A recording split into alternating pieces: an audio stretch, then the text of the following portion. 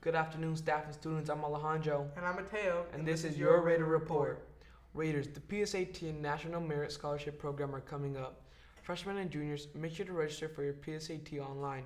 The deadline is October 5th. All payments are made out to the PSAT total registration. Seniors, it's time to complete your senior checklist. Schedule your photos with Lily McGregor Photography. LMP has extended their senior portrait deadline to October 15th. To be featured in the yearbook, visit the senior page on It's Learning or the NFHS Yearbook Instagram for links to your senior quotes and activities forms.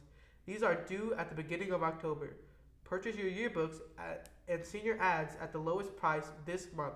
Visit yearbookordercenter.com and input job number 15157. Secure your ad and book. Senior ad deadline is October 10th.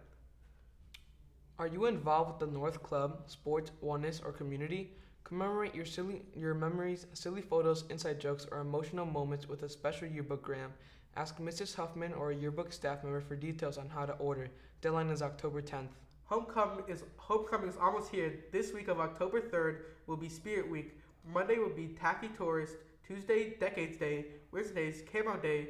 Thursdays, Class Colors. And Fridays will be a pig out. Make sure to show your Raider spirit. Did you know NFHS has a podcast? RaiderCast is the official podcast of North Forsyth. This podcast is produced by students for students. The first episode is out now wherever you can get podcasts. Science Ambassadors will have their next meeting on October 11th in room 295 at 3:45. Science Ambassadors is a club that hosts science, technology, engineering, arts, and math nights at our local elementary schools to teach kids about science, technology, engineering, arts, and math. Food, transportation, and t-shirts will be provided the night of the event. It's not too late to join, and they would love to have you. Please see Mrs. Stevens in room 295 with any questions. DECA will have their next chapter meeting on Wednesday, October 14th during Wellness in the Cafe Commons.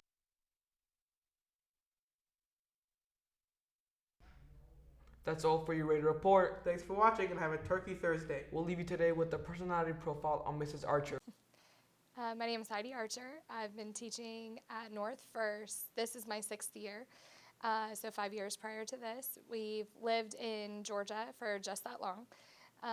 Originally from Colorado, and I've been teaching for 14 years overall. Prior to coming to Georgia, just previously we were in Florida, and I taught at 2 different schools down there. Prior to that, I taught in Washington State, and then taught previously to that, or rather coached previously to that, in Colorado at Greeley West High School. I went to school for teaching, kind of hit a different path along the way, bounced back and forth between teaching and nursing. During taking prerequisite classes, did equally well in both, so it just kind of came down to what I was more passionate about, and I just realized that I was much more passionate about teaching than I was about working in the medical field. Clearly, she's had plenty of experience. Let's go into detail about what she does now.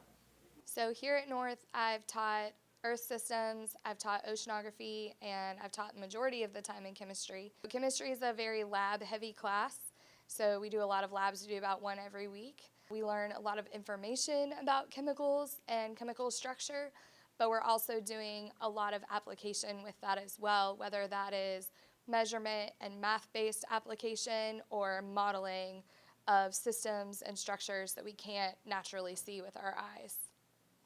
In chemistry's case, she tells us how skills used in it can be applicable in situations where you wouldn't expect. In chemistry, there's a lot of analysis that's involved, a lot of working with data that isn't actually clean data, doesn't always work out perfectly, and how do you deal with that? How do you navigate information that doesn't check all the right boxes? And how can you use that information still to form conclusions and learn from that, which I think really gets to real life, because nothing about real life in any job is perfectly set out for you. Yes, there are processes and procedures for doing things, but in real life that rarely works exactly how it should, and you have to be able to navigate that and still come out in a positive light on the other side. In a time where many people abandon their careers, she tells us what has kept her sticking to it for so long. I think my favorite part about teaching is just the relationships that I get to build with my students. I love taking them on a journey through the year of getting to know them getting to know me, us developing a relationship throughout the year, and also hopefully one that supports their success in the classroom. I really get a kick out of students building trust with each other and with myself, and hopefully that leads to them being able to take risks and do hard things and be vulnerable, and ultimately grow as a result of all of that.